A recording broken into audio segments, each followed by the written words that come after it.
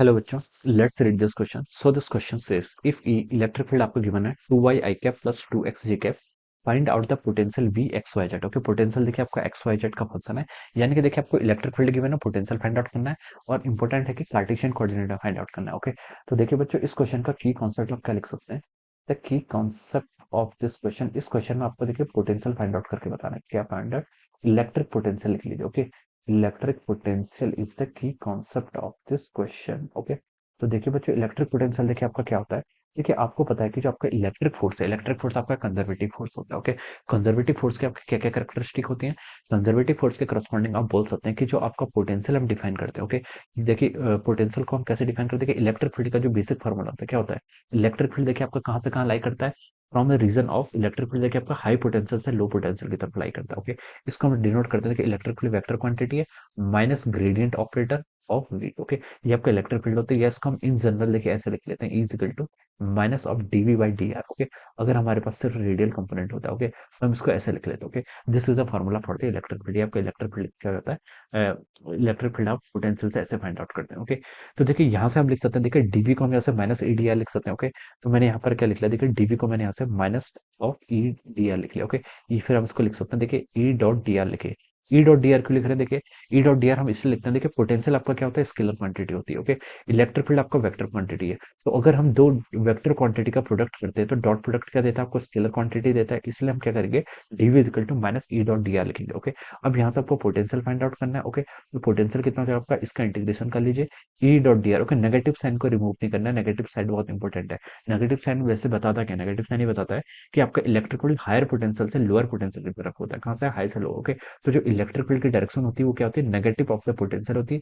इसलिए आपका negative sign हम यहाँ पर क्या करते हैं? यूज करते हैं। ओके, अब क्वेश्चन में आपको v x z find out करना है। ओके, कार्टेशियन कोऑर्डिनेट में इलेक्ट्रिक फील्ड भी आपको गिवन है। ओके, तो देखिए इसको लिख लीजिए v x y z. Okay, ये आपको फाइंड आउट करना है minus of integration of electric field. Electric field देखिए कितना गिवन कर रखा है आपको? 2y i cap plus 2x of over j cap. Okay, dot d r vector. D r vector देखिए क्या होता है? डी आर वेक्टर आपका डिस्प्लेसमेंट वेक्टर होता है। कार्टेशियन कोऑर्डिनेट में हम इसको कैसे लिखते हैं?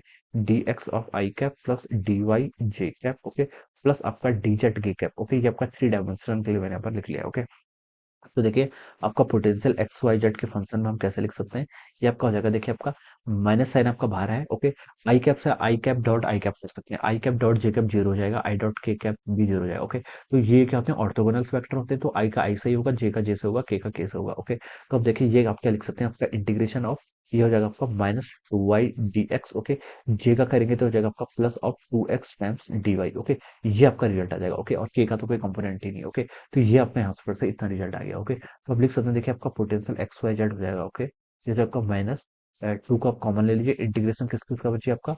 Y d x plus of our x d y. Okay, इसका इंटीग्रेशन बच जाएगा। ओके, ये देखिए आपका एक थोड़ा स्टैंडर्ड इंटीग्रल, अगर आपने इंटीग्रेशन किया होगा या फिर डिफरेंशियल इक्वेशन में आपने सीखा होगा। ओके, तो देखिए जब हम इसका इंटीग्रेशन करते हैं, एक्स डी वाई का इंटीग्रेशन करते हैं, तो हमें एक पार्ट को क्या कर लेते हैं? यहाँ पर कांस्टेंट एज्यूम करेंगे। ओके, अगर हम डीएक्स के रिस्पेक्ट में डिफरेंशिएट कर रहे हैं, डीएक्स आपका इंटीग्रेंट मान लीजिए डीएक्स है, तो हम वाई को क्या करेंगे? वाई को हम कांस्टेंट एज्यूम करेंगे। ओके, और एक कांस्टेंट ऑफ सी या फिर फाइव इंटीग्रेट ऐड कर लेते हैं। ओके, तो देखिए या फिर आप देखिए इसको ऐसा समझ लीजिए, एक्स वाई अगर आपके पास कोई फंक्शन है, अगर मैं बोलूँ मुझे इसका डिफरेंशियल कोएफिशिएंट चाहिए, ये डिफरेंशियल से नहीं कर रहा हूँ मैं, डी लिखा है, डी मतलब आपका डिफरेंशियल कोएफिशिएंट होता है। ओके, तो ये आप लिखते हैं, देखिए आपका ये हो जाता है एक्स डी वाई प्लस आपका क्या हो जाएगा?